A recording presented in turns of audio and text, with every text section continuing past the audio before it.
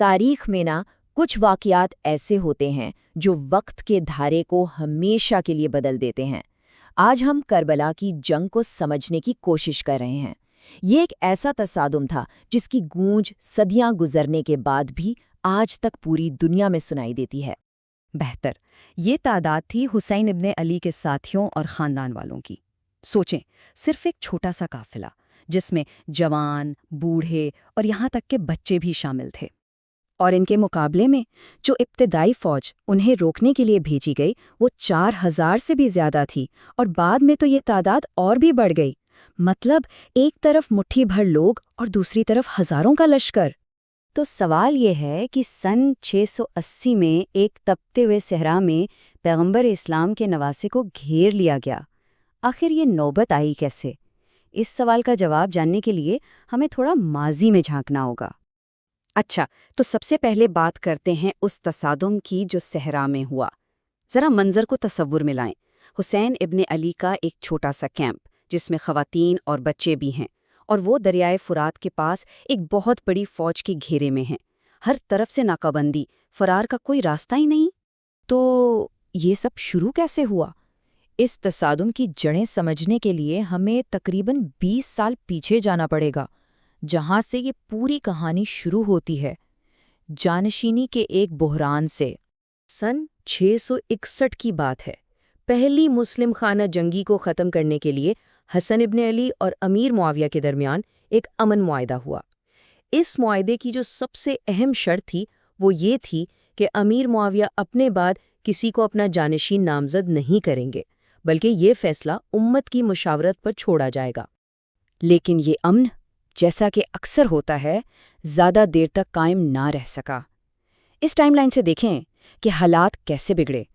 سن 676 میں امیر معاویہ نے معاہدے کی خلاف ورزی کی اور اپنے بیٹے یزید کو جانشین نامزد کر دیا۔ بس اسی ایک فیصلے نے معاہدے کی پوری روح کو ختم کر دیا۔ اور پھر جب سن 680 میں ان کی وفات ہوئی تو یزید نے تخت سنبھالتے ہی پوری سلطنت سے اپنی بیعت کا مطالبہ کر دیا۔ دیکھیں، یہ صرف ایک سیاسی تبدیلی نہیں تھی، بلکہ اسلامی طرز حکمرانی کے تصور پر ایک بہت بڑا، ایک بنیادی اختلاف تھا۔ شورا یعنی سب کی رائے سے، باہمی مشاورت سے حکمران چننے کا جو اصول تھا وہ اب موروثی بادشاہت میں بدل رہا تھا، اور یہی وہ بنیادی تبدیلی تھی جسے اس وقت بہت سے لوگ قبول کرنے کو تیار نہیں تھے۔ اور جب یزید نے بیعت کا مطالبہ کیا تو اسلامی دنیا کی کئی بڑی شخصیات نے صاف انکار کر دیا۔ ان میں سب سے نمایاں نام حسین ابن علی کا تھا۔ انہوں نے کہا کہ یہ نامزدگی روایت اور معاہدے دونوں کے خلاف ہے، اور اسے تسلیم کرنے سے صاف انکار کر دیا۔ تو ایک ایسے حکمران کی بیعت سے انکار جسے وہ غیر قانونی سمجھتے تھے، حسین نے ایک بہت بڑا قدم اٹھایا۔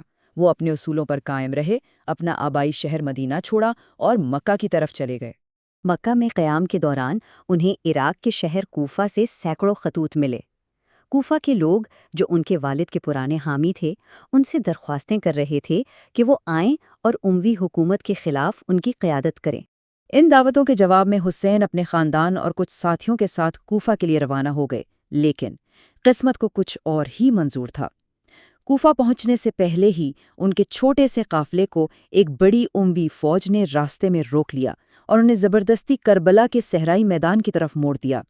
کوفہ سے جو مدد کا وعدہ کیا گیا تھا وہ کبھی نہیں پہنچی، اور وہ وہاں بالکل تنہا رہ گئے۔ پھر جو ہوا وہ اور بھی سنگین تھا۔ 7 محرم کو یزید کی فوج نے حسین کے کیمپ تک پانی کی رسائی مکمل طور پر بند کر دی۔ قریبی دریائے فرات پر پہرا لگا دیا گیا۔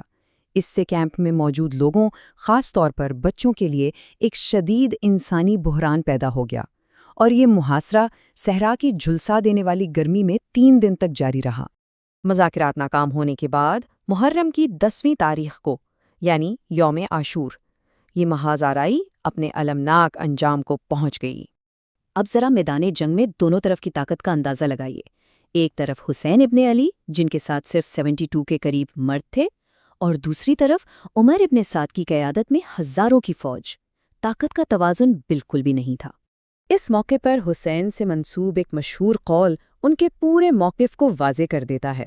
انہوں نے کہا کہ میں موت کو سعادت اور ظالموں کے ساتھ زندگی کو اذیت کے سوا کچھ نہیں سمجھتا۔ مطلب ان کے لیے ظالموں کے سامنے جھک کر جینے سے عزت کی موت کہیں بہتر تھی۔ اور پھر اس یک طرفہ جنگ میں حسین، ان کے خاندان کے لوگ اور ان کے تمام ساتھی شہید کر دیے گئے۔ یہ وہ دن تھا جس نے اسلامی تاریخ پر ایک ایسا گہرا نشان چھوڑا جو کبھی مٹ نہیں سکتا۔ جنگ تو ختم ہو گئی تھی، لیکن کربلا کی کہانی وہ تو اصل میں اب شروع ہوئی تھی۔ جنگ کے بعد جو بچ جانے والے تھے انہیں قیدی بنا کر پہلے کوفہ اور پھر دمشق لے جایا گیا۔ اموی حکومت کا خیال تھا کہ یہ ان کی طاقت کا مظاہرہ ہوگا، لیکن ہوا اس کے بالکل برعکس۔ حسین کی بہن زینب نے درباروں میں جو خطبے دیے، انہوں نے عوامی رائے کو حکومت کے خلاف کرنا شروع کر دیا۔ اور یہ بات بہت دلچسپ ہے کہ یہ فوجی شکست فوری طور پر ایک بہت بڑی سیاسی تحریک میں بدل گئی۔ کربلا کے واقعے نے اموی حکومت کے خلاف کئی بغاوتوں کو جنم دیا، اور ان سب کا ایک ہی نعرہ تھا: حسین کا انتقام۔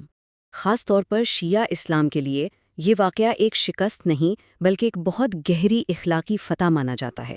یہ ناانصافی کے خلاف جدوجہد میں قربانی کی ایک بنیادی داستان بن گیا، جس نے ایک الگ مذہبی اور سیاسی شناخت کو اور بھی مضبوط کر دیا۔ اس پورے واقعے کی تشریح اکثر ایک جملے میں کی جاتی ہے: خون کی تلوار پر فتح۔ اس کا مطلب یہ ہے کہ حسین کے قربانی کی جو اخلاقی اور روحانی طاقت تھی، اس نے آخرکار اپنے دشمنوں کی جسمانی اور فوجی طاقت پر فتح حاصل کر لی۔ تو آخر میں یہ ایک گہرا سوال رہ جاتا ہے، کسی فوجی شکست کے روحانی فتح بننے کا آخر کیا مطلب ہوتا ہے؟ کربلا کی داستان ہمیں تاریخ کی طاقت اور قربانی کی اس لازوال میراث پر غور کرنے پر مجبور کرتی ہے۔